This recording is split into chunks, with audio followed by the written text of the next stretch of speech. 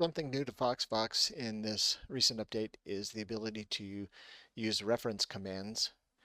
And that provides you the ability to take an existing command that perhaps has a complicated set of outputs or a configuration that sends something, does something that you want it to do, and reference that on another command. So I'll give you an example of that. Let's just say we have a voice command.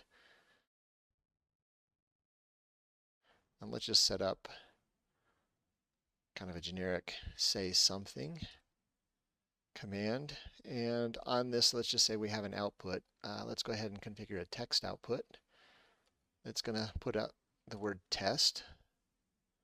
Okay, but this command could be any complicated set of single or multiple commands. You can have a whole command structure here on the output, doing a whole variety of functions. And let's just say this command has everything on it that you want it to do. Let's call this our complicated command. In this case, it's not very complicated, but it'll suit its purposes for the tutorial. Okay, so when I open up a test window here, say something, and you can see I get the output for the command.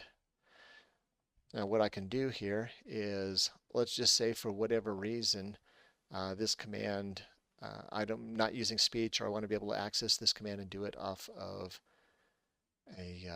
let's just put it on a key command. And it doesn't have to be a key command, it can be a voice command, anything else, but I'll show you how it works here. We're going to create a new key command with an input of a button. And when I click this button, what we're going to do on this output, I'm going to go ahead and under my special commands, I'm going to create a reference command. Go ahead and click that. In the case of us, it's in this reference, you can choose whether the command is a voice command or a key command. We're going to choose a voice command. We're going to say the say complicated command. Okay, so this one now is going to execute the complicated command for us from this new key command that we've set up over here. So let's go ahead and give that a test. I'm going to leave the speech off. Let's go ahead and open our test window, turn on our key operations, and I click my button, and you can see I get the test output from the referenced command. So just a nifty way to keep things clean and organized in the library. I do want to show something else with that.